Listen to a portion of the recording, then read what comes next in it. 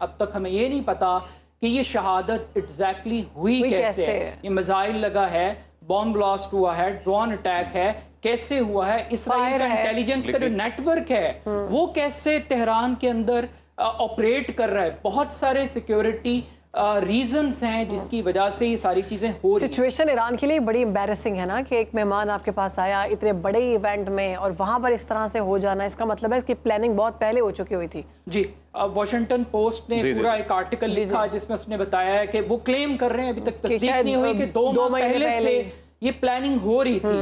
مگر ہم یہ جانتے ہیں کہ اس وقت اسرائیل اپنی بقا کی اور اپنے سروائیول کی جنگ لڑ رہا ہے. ستمبر پچھلے سال میں اقوام متحدہ کے 78 اجلاس کے اندر نیتن یاہو ایک تقریر کرتے ہیں. یہ تقریر آج بڑی ریلیونٹ ہے, ہر پولیٹیکل سائنس کے اسٹوڈنٹ کو اس اسپیچ کو پڑھنا چاہیے, سننا چاہیے. وہ کچھ نقشے اپنی تقریر کے دوران دکھاتے ہیں اور وہ یہ کلیم کرتے ہیں کہ یہ نیا مشرق وسطیٰ کا جنم ہے. اور وہ یہ کہتے ہیں کہ اب ہم تاریخ کا سب سے بڑا معاہدہ کرنے کے لیے جا رہے ہیں, اور ڈرامائی ہے. اور وہ معاہدہ کیا ہے؟ وہ یہ ہے کہ وہ یہ دعویٰ کرتے ہیں کہ سعودی عرب اسرائیل کو تسلیم کرنے جا رہا ہے, اور سعودی عرب کے ساتھ اب ہمارے تعلقات استوار ہونے کے لیے جا رہے ہیں. رضیہ نگار عبدالرحمان ہمیں جوائن کر چکے ہیں, ویلکم کرتے ہیں. عبدالرحمان کیسے ہیں آپ؟ بہت شکریہ, آپ ٹھیک ہیں؟ خیریت سے.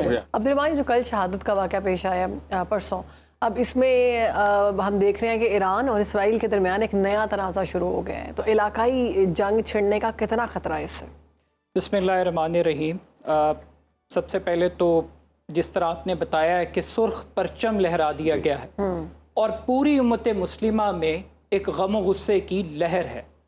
ایک ایسے شخص کو ٹارگٹ کیا گیا ہے جس کو فلسطین کاز میں مزاحمت کی علامت کے طور پہ سمجھا جاتا ہے. ایک استاد, ایک ہیرو, ایک شجاعت کی ایک ایسی داستان رقم کرنے والا شخص جس نے آج کی اس دور میں فلسطین کاز کو یورپ سے لے کے ایشیا تک ایک نئی زندگی دی. اب جب اتنی بڑی شخصیت کو ٹارگٹ کیا جائے گا اور ایرانی سرزمین پر ٹارگٹ کیا جائے گا تو یقیناً اس کے بڑے واضح اور بڑے گہرے اثرات ہیں. جنگ اگر مسلط کر دی جائے, جنگ اگر ناگزیر کر دی جائے, تو میرا خیال ہے کہ اب ایران کے پاس نہ کوئی آپشن اویلیبل ہے, نہ چوائس اویلیبل ہے. ایران کو ہر حال میں اپنی سالمیت کا جواب دینا ہے. بالکل یہ ایرانی قوم کے لیے, مسلم ورلڈ کے لیے ایک بہت تشویش کا مرحلہ ہے. اب اس کا ایک بیک گراؤنڈ ہے. بیک گراؤنڈ یہ ہے کہ ایران نے ہمیشہ اوائڈ کیا ہے براہ راست تصادم سے. جی, اسرائیل کی اور امریکہ کی ہمیشہ سے کوشش رہی ہے کہ ایران کو کسی طریقے سے ٹارگٹ کیا جائے. ایران کا نیوکلیئر پروگرام ویسٹ کے لیے, اسرائیل کے لیے اور امریکہ کے لیے ایک بہت بڑا تھریٹ ہے. ہم اگر پاسٹ ایکسپیرینس کی بات کریں تو ہمیں اس جنگ کا جو والیوم ہے, اس کا میگنیچیوڈ یا اس کی انٹینسٹی کیا ہوگی, اس کا فیصلہ ایران کے جوابی حملے سے ہوگا. ایران کا جوابی حملہ یہ ڈٹرمن کرے گا کہ جنگ کہاں لڑی جائے گی, کتنے والیوم کے اوپر یہ لڑی جائے گی. مگر اس سے زیادہ امپورٹنٹ چیز یہ ہے کہ ایران کے اندر بھی بہت سارے چیلنجز ہیں. ایک ایسے نو منتخب صدر ایران کے اندر آئے ہیں جو یہ مینڈیٹ لے کر آئے ہیں کہ ایران مغربی ممالک سے اپنے تعلقات کو ٹھیک کرے گا. ان کا مینڈیٹ جنگ کا نہیں ہے, لیکن انہی کی حلف برداری میں ریاستی مہمان کو ٹارگٹ کیا گیا ہے, جو ایران کی انٹرنل اور ایکسٹرنل سیکیورٹی کے لیے ایک بہت بڑا چیلنج. اچھا عبدالرحمان, یہ بتائیے گا کہ اس حملے کے بعد جو ایران کی سرزمین پر ہوا, اب صورتحال کتنی مختلف ہے؟ کیونکہ یہ پہلا حملہ نہیں ہے جو اسرائیل نے ایران کی سرزمین پہ کیا ہے, اس سے پہلے متعدد بار ہو چکا ہے. ان کے جو نیوکلیئر محسن فخرزادہ وہ ہوئے, جنرل قاسم سلیمانی کو عراق کے اندر ٹارگٹ کیا گیا باقاعدہ طور پہ. یہی باتیں آپ پاسٹ ایکسپیرینس سے ایران کے دیکھ رہے ہیں, لیکن ان واقعات میں اور اس واقعے میں بڑا فرق ہے. اگر تو جنرل قاسم سلیمانی والا ہی ریاکشن ایران نے شو کیا تو اس کا کوئی خاص امپیکٹ نہیں ہوگا, اور اگر محسن فخرزادہ کی طرح ریئیکٹ کیا اس واقعے کی طرح تو میرا خیال ہے کہ وہ احتجاج رجسٹر نہیں ہوگا.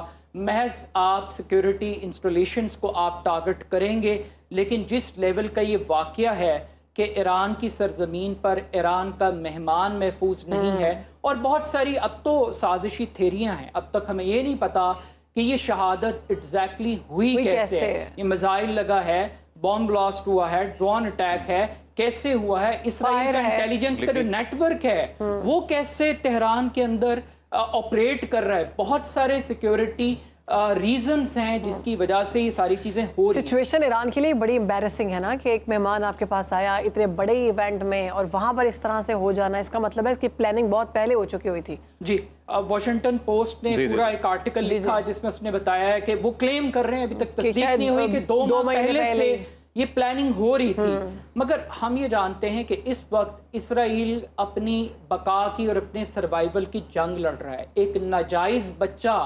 لیجٹمیسی مانگ رہا ہے پوری دنیا سے، اور وہ ہر قیمت کے اوپر انسانی حقوق کو پامال کر رہا ہے۔ اب اسرائیل کے لیے 3 چیلنجز ہیں۔ ٹھیک ہے، آپ بات اسرائیل کے لیے جو سب سے بڑا چیلنج اس وقت ہے، ایک تو ایران ریزسٹ کرے گا۔ حماس کی وہ ٹاپ لیڈرشپ تھی، وہ سربراہ تھے 2017 سے، حماس جواب دے گی، اور پھر حزب اللہ۔ لبنان کا فرنٹ ایک بہت اہم فرنٹ ہے، اور حزب اللہ کے کمانڈر کو بھی ٹارگٹ کیا گیا ہے، اور وہاں پر بھی اب جنگ کے بادل ہیں۔ اب اس پورے سینیریو کے اندر لگ یہ رہا ہے کہ امریکہ اور اسرائیل یہ سوچ چکے ہیں کہ انہوں نے ایک جنگ کو پلان کرنا ہے۔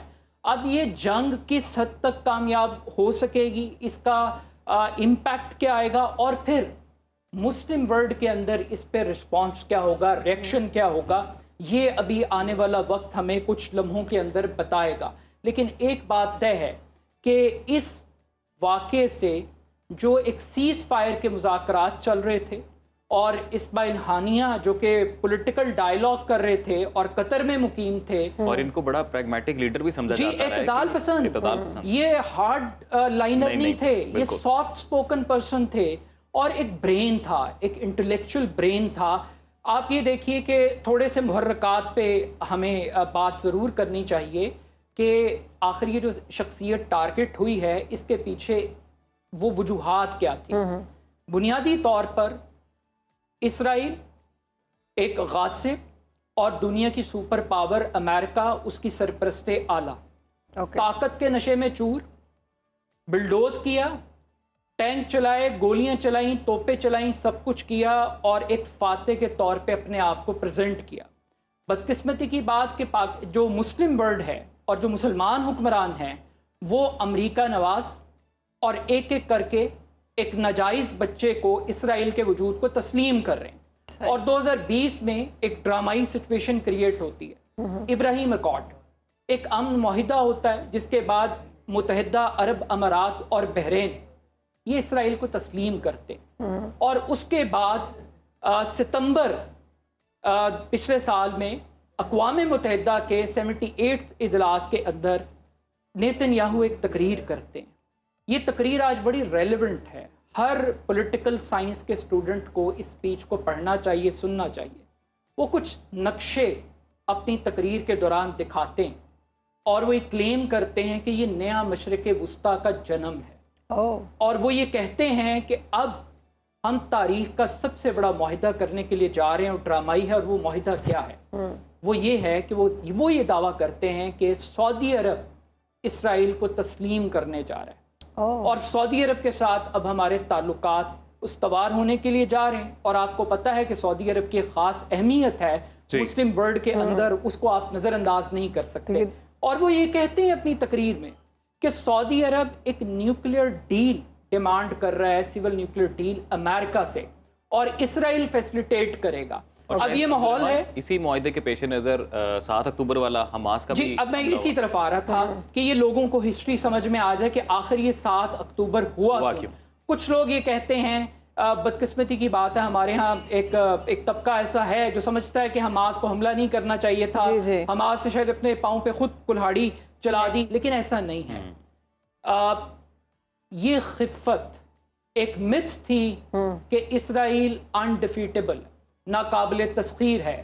حماس نے 7 اکتوبر کو جو حملہ کیا उसने वो जो नाकाबिल तस्खीर होने का इमेज था उसको मलिया मेट कर दिया। वो जो तकब्बुर था, गुरूर था, आज 10 महीने हो गए हैं गजा के अंदर जंग जारी है। और माजरत जरा वक्त सेगमेंट का खत्म हो रहा है। ये जो जंग है मेरा ख्याल है कि ये सिर्फ ईरान तक महदूद नहीं रहेगी, ये पूरे अरब वर्ल्ड को लेके अपनी लपेट में लेके जाएगी। हुक्मरानों का मुझे पता नहीं। आपने जो पहली बात की तो अहादीस मेरे दिमाग में गूंज रहे हैं जी। अब ये देखिए, ये तो प्रेडिक्शंस पहले से हो चुकी हैं इस खित्ते के अंदर, और जो पाकिस्तानी है बतौर मुसलमान, अगर एक हमसाये में ये जंग होती है, हमने अफगानिस्तान की जंग देखी है, हम नहीं चाहते कि जंग हो, हम सफारती सियासी हिमायत करेंगे, फ़लस्तीनियों की भी करेंगे, ईरान की भी करेंगे, इस दहशतगर्दी की मजम्मत भी करेंगे। आयतुल्लाह सुप्रीम लीडर जो खामेनी साहब हैं, उनकी जानिब से कहा गया है कि अब हमला करना है, मतलब ऑर्डर्स दे दिए गए हैं। आपको क्या लगता है किस नौयत का हमला होगा, और उसके बाद हालात वाज़ेह तौर पर समझ आएंगे कि जंग पूरे ही खित्ते में होने वाली है या फिर मामला बेहतर होगा? देखिए, ये एक सरप्राइज होगा। मेरा ख्याल है कि 3 अतराफ से अटैक होगा। ये हिजबुल्लाह की तरफ से भी होगा, ये हमास की तरफ से भी होगा, ये ईरान की तरफ से भी होगा। और जब दमिश्क में ईरानी सफारत खाने पर अटैक हुआ था तो उसके जवाब में ईरान ने बराह रास्त मिसाइल अटैक किए थे इसराइल की सरजमीन के ऊपर, और इसराइल को मैसेज था कि इसराइल उनके टारगेट से दूर नहीं है। मगर यहाँ पर एक चीज़ और बड़ी इम्पॉर्टेंट है कि आज इस 7 अक्टूबर के हमले के बाद पूरी दुनिया के अंदर रंग, नस्ल, मजहब की कैद से आज़ाद हर जी शोर इंसान फ़लस्तीन के साथ खड़ा है। वो जेनोसाइड तस्लीम करता है, वो इसको रियासती दहशतगर्दी तस्वर करता है, और अमेरिका पार्टनर इन क्राइम है।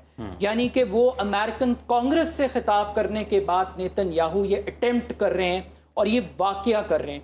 और मुझे ये लगता ये है कि अमेरिका का जो ईरान का जो न्यूक्लियर प्रोग्राम है वो बुनियादी तौर पर एक इब्तिदा है। ईरानी बड़ी बहादुर कौम है, बड़ी गजूर कौम है। ये गलत फहमी है, ये दुनिया को गलत फहमी अफगानिस्तान में भी थी। और अगर जंगें सिर्फ असले से, ये मैं जज्बाती बात नहीं कर रहा, अगर वसाइल से और उससे लड़नी होती तो मेरा ख्याल है कि नेटो के 40 ममालिक और अमेरिका की सुपर पावर 20 साल में अफगानिस्तान में भुरता बन गया। बिल्कुल। तो यही सब कुछ होगा। लेकिन जो ज़्यादा इम्पॉर्टेंट बात है, मुझे इसराइली फ़ौजी तर्जुमान के वो अल्फाज याद आ रहे हैं कि आप किसी फ़र्द को मार सकते हैं, आप किसी तहरीक को कुचलने की कोशिश कर सकते हैं, आप नज़रिया नहीं मार सकते। आज 300 दिन मुकम्मल हो गए हैं गजा जंग को, और हालत क्या है? 40,000 अफराद शहीद हुए, 82,000 मेट्रिक टन बारूदी मवाद बरसाया गया फ़िज़ा से। इस वक्त हालत यह है कि 16,000 बच्चे शहीद हुए हैं, 10,000 ख़वातीन शहीद हुई हैं, 17 लाख ऐसे फ़लस्तीनी हैं इस वक्त जो डिजीज़ का शिकार हैं, 33 अरब डॉलर का इंफ्रास्ट्रक्चर तबाह। अब्दुर्रहमान, माजरत के साथ हमारे सेगमेंट का वक्त ख़त्म हो गया है। गुफ्तगू का सिलसिला तो जारी था और बहुत अच्छा लग रहा था कि मज़ीद इस पर बात होगी, लेकिन वक्त नहीं